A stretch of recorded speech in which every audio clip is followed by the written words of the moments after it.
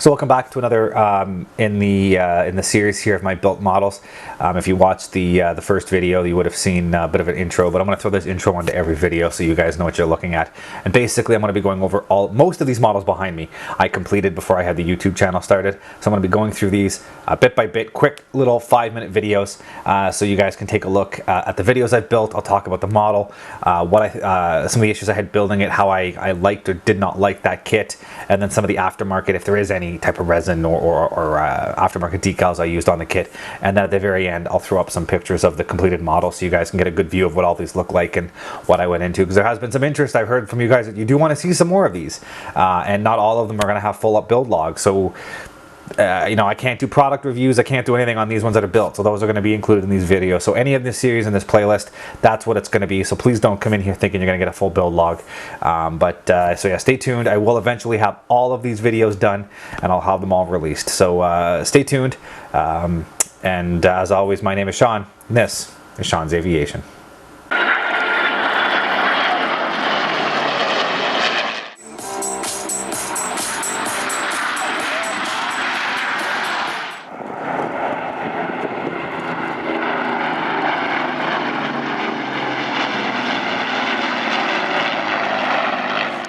And just before we get into the video, something I should have been doing a lot more up till now, and that is just asking you guys out there, if you enjoy what you're looking at, if you like what I'm doing, go down below, click on the like page, subscribe to my channel, and by all means, please click on that little notification bell. If that way you guys get alerted when I do get more new content up. I usually try to do the What's on My Desk monthly update beginning of the month. And I usually try to get a video or a series of videos released by the 15th, the middle of the month. So whether that's going to be a tips and tricks video or an aviation history video or my time-lapse videos of the previous model builds that I've got done, or an air show video, or you know, some of my new product review videos I'll be doing. So I want to try to get something posted by the middle of the month. So please, if you're enjoying this, subscribe, like, and click that notification bell. Let's move on to the video. So here we are, we're back for the final of my 5 P-40 built model series, and this one is yet another AMT P-40, and it is the P-40N, sort of the ultimate P-40 design. So the P-40N had a few improvemements on it over the previous models. Again, a little tiny bit of P-40 history. The N model was classified as the lightweight version. So they went through the P-40 and they basically stripped out all extra weight that they didn't need. Aluminum parts got turned into magnesium parts. Some things were removed just to make things a little lighter and a little more fuel efficient, so that the aircraft could get a little bit more speed out of it. So this is a late model P-40. It's a little hard to tell with the canopy being open. The later model P-40s had this different sort of cut down rear turtle deck. The early ones have that rounded window. This one has this squared off window with this panel back here, and that they gave the pilot a little bit more rear visibility and was a little bit lighter than the previous design. As I mentioned in the K model, if you haven't seen it, link here at the top. For the K model built video that came just before this one. The tails on the P-40s, for the most part, the short fuselage P-40s, the rudder, the vertical stabilizer ended right around the front of the horizontal stabilizer, and the rudder hinge line was pretty much right in line with the hinge line of the horizontal stab. So that was the early short fuselaged P-40s, and as I mentioned, they had some issues with longitudinal stability, and on some of the models, especially what I said with the K, as you saw, it had an enlarged tail that had a little fillet that came forward, and that was an attempt to alleviate the stability issues. And then on the N model, they ended up, well, it started with the F and the L, with the Merlin engine, and then on the end with the Allison, they continued it. They actually stretched the rear fuselage. So inside the inside the vertical stabilizer are two attachment points. There's an attachment point here, and there's an attachment point here. And all they basically did on the P-40N was take the tail's front attachment point and attach it to the rear attachment point. So this front spar is connected to the rear attachment point for the vertical stabilizer, and then there's a small little extension. You don't capture it in the kit.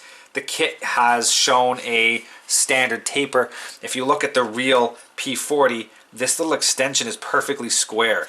So the fuselage kind of comes down into a taper, and then it just cuts and goes straight out on this little extension. And it just basically is this little tiny extension that's bolted onto the end of the fuselage, and there's another attachment point for the rear attachment, the rear vertical stabilizer's attach point to bolt onto. So they literally just shifted the tail back and used the back attach point, and then created a tiny bit of structure in there to hold it all together. That's all they did. It was a very simple, quick process to shift that tail back a foot or two of distance and give it a bit more stability. And those were considered the longer fuselage P-40s.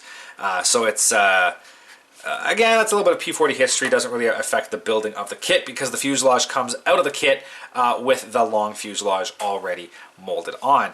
The one thing it does have, the P-40N, the early P-40Ns came with the rounded windows back here. The late model P-40Ns had this open window squared off back area installed. So the kit gives you both options, and you end up having to cut out the fuselage around the rounded windows, and you plop in this squared off clear piece. So that's how you end up getting that rear deck. You just cut out the rounded areas and add a new canopy piece. So as I said, the kit clearly was designed for this modular type construction down the road. They knew what they were doing. They thought ahead. So that's the build of the P-40. It is done up sort of in that mid-war paint scheme of overall olive drab with the, medium green splotches was a common paint scheme you saw in a lot of these mid-war B-17s, C-47s. There were quite a few different aircraft that flew with them. And this particular aircraft is one that was flown by the 7th Fighter Squadron in 1944. And I believe it was still flown in that China-Burma theater of operations. Again, the cockpit, exactly the same cockpit that came out in all the other AMT. Everything else you see is exactly the same as the other AMT P-40. So it's a pretty easy construction. Building them all together was really easy. It was just boom, boom, boom, boom, boom. They all went together like an assembly line. I'm not entirely sure, to be honest, what is going on here with this white and glossiness. I feel it looks like super glue overflow, but I don't know why that is there. I feel like something got spilt on that maybe, or I honestly don't know what I'm looking at there. But anyways, that is not much else to tell other than the fact that, you know, with the modification you need to do around the fuselage to get the late style canopy. Other than that, it is a standard out of the box run-of-the-mill AMT P-40s, and again, for the money, bang for the buck, these are great little kits. Can't complain at all, and a little bit of effort makes, you know, turn out to be a decent looking P-40. So there we go. That is the AMT P-40N.